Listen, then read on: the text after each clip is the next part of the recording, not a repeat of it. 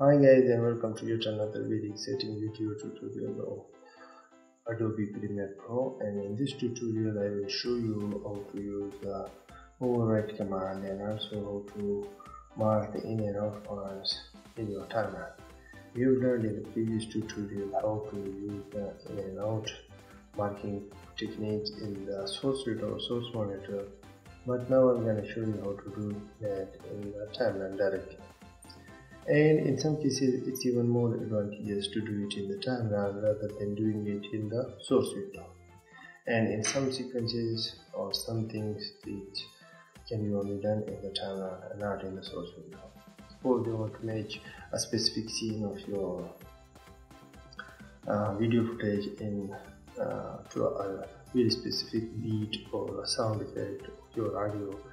That cannot be done here because the audio waveform and the your what should I say video footage do not simultaneously are not shown, but in the timeline they are shown and you can do that.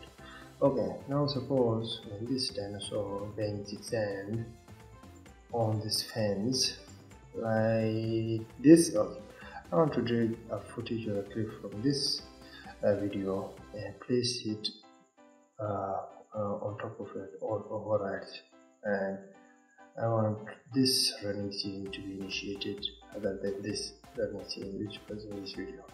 Okay, it's just an example. I'm just showing you. There is no special video that I'm creating by mixing these two video scenes. Okay, now there is a number of ways to do that. First of all, I can grab the whole footage like this and then drag it on top of it, or I can place it one lane above it and then release it, and it's gonna bring it. And I'm gonna control Z that. And the other way is I can only drag its video by dragging that and placing it also the same way over it or on top of it. Okay, and I'm gonna control Z that again, but I'm gonna tell you the keyboard shortcut to do that. Now let me first of all hit Ctrl, actually not in the timeline, and select the source window and then hit the keyboard key I to mark the beginning part of our footage. The last two times when I dragged the footage, actually it dragged over the whole footage from this point to this point. Now it's gonna drag the footage from this point. As you can see, I only marked the beginning point of the footage or this clip. So the footage starts from here, and I have not marked the end point because I want to mark the end point in the timeline, and to do that I'll show you in a bit. Now if I use the previous command that we learned in the previous tutorial, which was the insert command, and the shortcut for it was the comma key, you will see that it does not overwrite our footage which is here. It actually moves it aside here and places it in the middle of it like this. As you can see, this footage has been cut in half and this footage or this clip has been fixated in the middle of it. I'm going to control Z that because we don't want that. We don't want the length of the duration of our footage to be increased. We just want this to overwrite us in certain portion of our video footage, and then we want this to remain the same length as it was previously, 2 minutes or something like that. Okay, now to do that we're going to use this command which is next to insert command, and it is called the override command, and the shortcut for it is the period key. Now see what happens when I hit the period key. Okay, it does not push the footage which was underneath it, it overwrites it. Okay, that's well and good, but suppose you do not want that to be messed up. You want this footage to come into the second hand. I already showed you that you can do that by dragging it with the mouse, but you can also do that with the keyboard shortcut. All you have to do is where you see this V1. V1 refers to video 1 and A1 refers to audio 1. If you drag this V1 icon from the first lane to the top lane, then use the period key command it's not gonna drag or bring this footage or this clip into the first layer. It's gonna bring it from the source video to the second layer. Similarly, if you click it here on the third layer and then place it here, for example, I'll place it here, and then now if I hit our period key again, it's gonna place it over here. It placed it over here actually in the third layer. Okay, I'm gonna control that. I don't want the second one, just want this first one. Okay, and I'm also gonna cut it here. And to cut the footage, use this razor tool, and the keyboard shortcut for it is C. Okay, like this. I'm gonna delete this portion. Okay, once that's done, okay, let's go into this beginning of this part. Now when the dinosaur comes and bang this hand and start running after people, footage is gonna change. Okay, now the footage changed.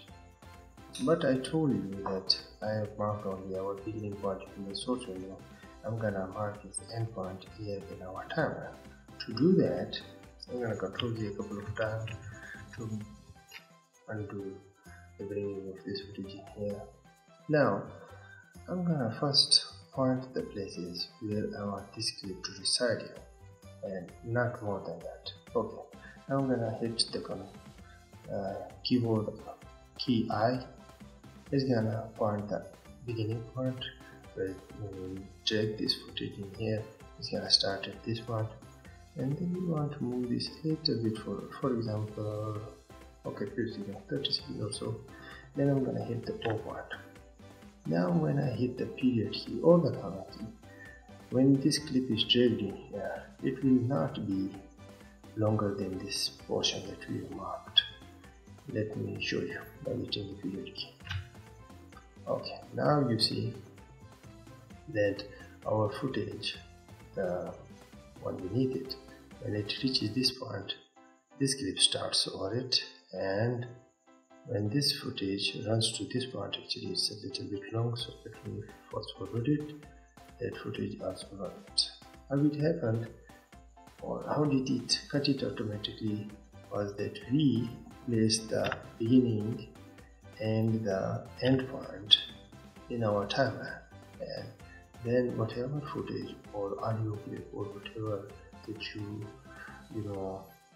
grab or use the keyboard shortcuts to bring into your timeline, it's going to be only limited, or it will be only of the size of that mark point.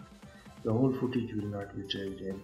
If its end point is selected or the beginning point is selected or no point is selected, the footage will be cut and it will be only reside in the marked places.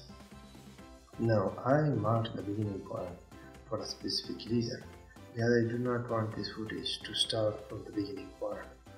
Okay, I wanted it to start from this one. Now this beginning point corresponds to this beginning point of the timeline, and then we do not specify the end point, because the end point was specified in the timeline itself. The footage was cut wherever it was, like this way. So guys, I hope that was not very complicated, and we did learn how to use the period key or the command override command, and also learn how to use or drag footage from source window into your timeline in different ways, and also how to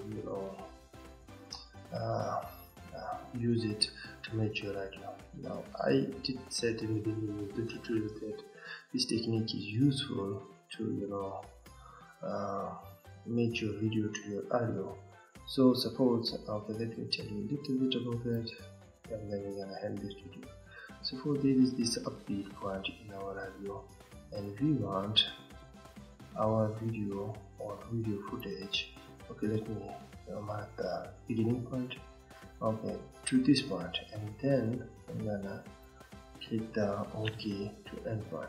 Okay, suppose you want your video to match this point in the audio. Suppose this is a explosion or something, or music tempo stage or something.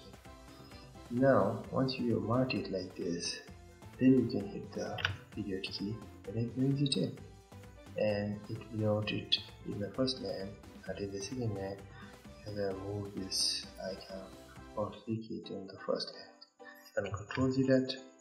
Now I'm gonna hit the period key again, it's gonna bring it in the second line. And in this tutorial you also learned about these keys, how you can bring different stuff, videos and audios onto different lanes by clicking the V1 command over here on the icon. So guys, I hope you guys learned that, and you can use from now on the Overwrite command to your own advantage and what it does. I'll see you in the next tutorial. Bye for now.